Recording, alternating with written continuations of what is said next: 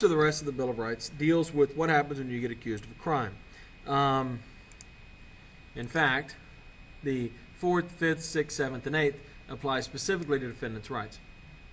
And we'll talk about interpreting defendants' rights. Now, this is an ongoing process, and it's really changed dramatically in the last 50 years or so. And there's some chance it'll continue to change dramatically going forward.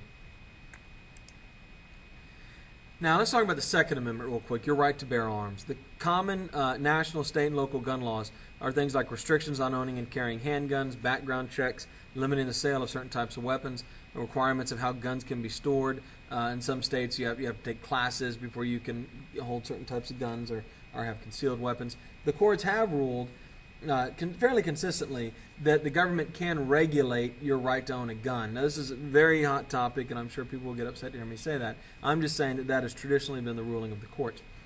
But if you want to talk about that, we can talk about it next time we get together. Many advocates of gun control argued that the Second Amendment applied only to the rights of the states to create militias, which, quite frankly, from a historical standpoint, seems to be true. And in fact, what it says is, in order to maintain a well-regulated militia, the right of the people to keep and bear arms shall not be infringed. And so that is right there in the amendment. Although there are many people out there who are kind of Second Amendment absolutists who believe there should be zero restrictions at all on the right to hold a gun. In the District of Columbia v. Heller, a 2008 case, the individual right to possess a firearm was guaranteed whether or not they are connected with a militia. And the use of that arm for traditionally lawful purposes like self-defense within the home or hunting or target practice, things like that, was protected as well. And we currently have a court that's pretty friendly to gun rights. There's been some debate over whether or not Heller incorporated the Second Amendment, largely because the District of Columbia is not a state and is ruled in a different way. But it does seem to suggest that incorporation for gun rights is on the way.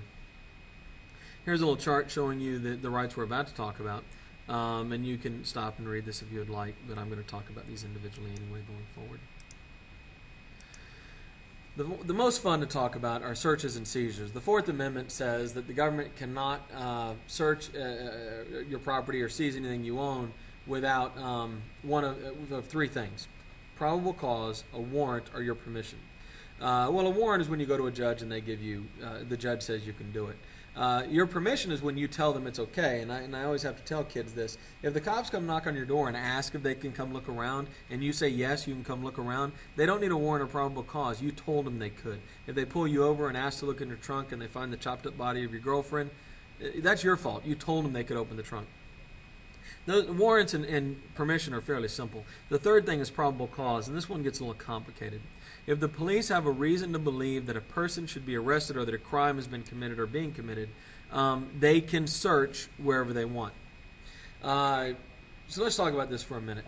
If a cop is walking down the street and he hears somebody scream, he can go investigate what the scream was. If there's the odor of decomposing dead bodies coming from your house, they can go knock on your door and ask to look around your house.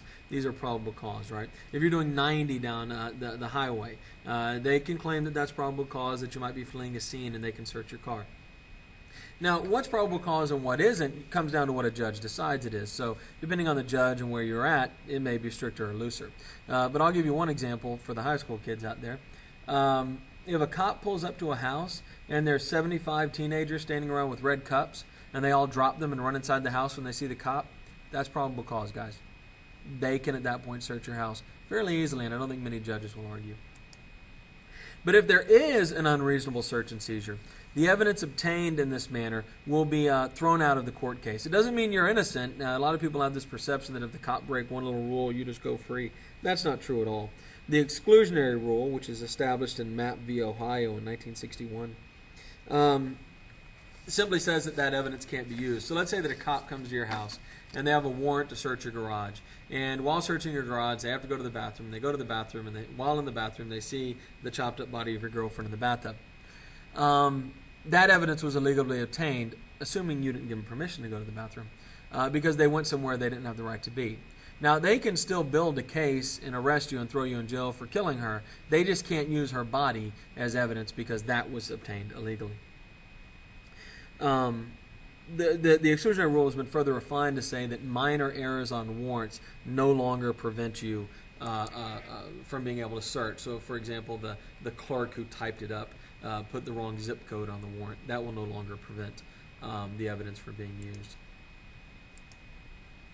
Self-incrimination. The Fifth Amendment says that you can't be forced to incriminate yourself. This means you can't be put on the stand against your will if you can face criminal punishment, and your wife can't either, by the way. Now, if you cannot face criminal punishment, you can definitely be put on the stand, which is why they give lower-level criminals immunity so many times to force them to testify on higher-level criminals. Because if you've been given immunity, you can no longer face punishment. They can compel you to testify. But if you don't get immunity, you can't be compelled to testify. Police have to inform you of these rights, that you have the right to not testify. This is established in the Miranda v. Arizona case. This is where a guy is arrested. He speaks little or no English. He has a confession beat out of him by Arizona police. And he will sue under the grounds that he was not informed of his Fifth Amendment rights. And after this, cops were told they had to read suspects their rights. And this is why in every cop show you've ever seen, you have the right to remain silent. Anything you say can and will be used against you in a court of law. Those are called your Miranda rights, and that little card is called your Miranda card. By the way, in 1991, the court ruled that not being read your Miranda rights didn't automatically let you out of jail. They had to not read you your Miranda rights and then do something like trick you into confessing or something. And so if it's a harmless error, meaning it didn't impact how the case went, even not being read your rights isn't going to help you.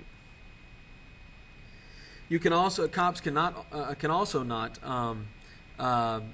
trick you into committing a crime. If they offer to sell you drugs, let's say, and you buy the drugs, you've been entrapped because they offered it. You have to be the one who brings it up.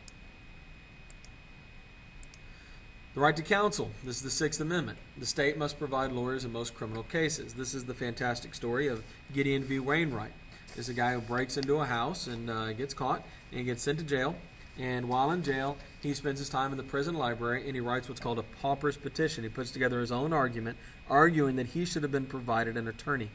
The Supreme Court takes up his argument, rules in his favor, and it is established that if you are charged with a crime where you can be put into jail, as a consequence, the court must provide you an attorney if you can prove that you can't afford one.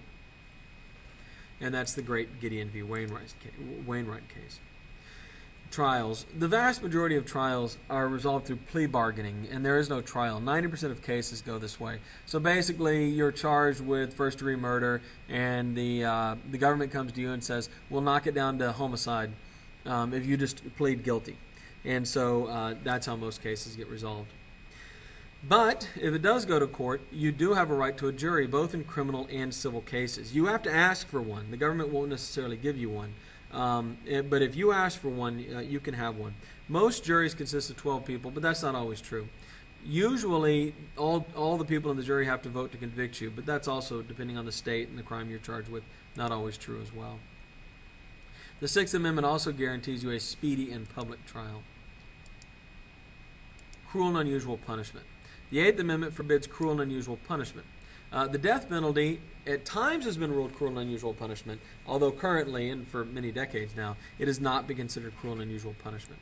Although it can only be used for the most extreme crimes. There was an interesting case a while back where Louisiana wanted to make child rape punishable by the death penalty, and the court said no, you have to have a murder involved for the death penalty to be applied.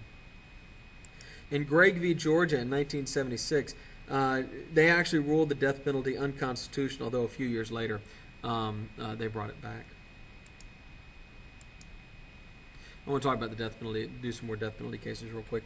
In Witherspoon v. Illinois in 1968, a death sentence was overturned because between the time the guy was found guilty and the time he was sent to death, they asked everybody who opposed the death penalty to leave before sentencing, and so to make sure that he could get the death penalty.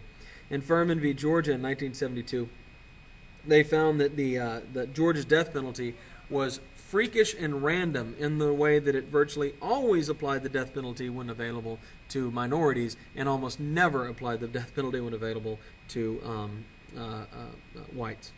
In Woodson v. North Carolina of 1976, they ruled against mandatory death penalties. That is to say, if you're found guilty of crime A, you have to get the death penalty.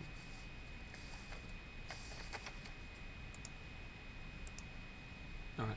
Oh, I should also point out in cruel and unusual punishment, sorry, that lately, of course, the government's use of techniques like waterboarding and stress positions that some people call torture, many people have argued this is a violation of the Eighth Amendment prohibition against cruel and unusual punishment, but unfortunately the courts haven't weighed in on that, so it just remains an ongoing debate over whether it's not, and it doesn't look like the courts plan on weighing in on it. Other interesting cases regarding the death penalty will be issues like, is it okay to execute a minor or somebody who is, say, mentally retarded? The court has made it more difficult to do this, but it is constitutionally acceptable in both cases, and Texas has done both in the not-too-distant past.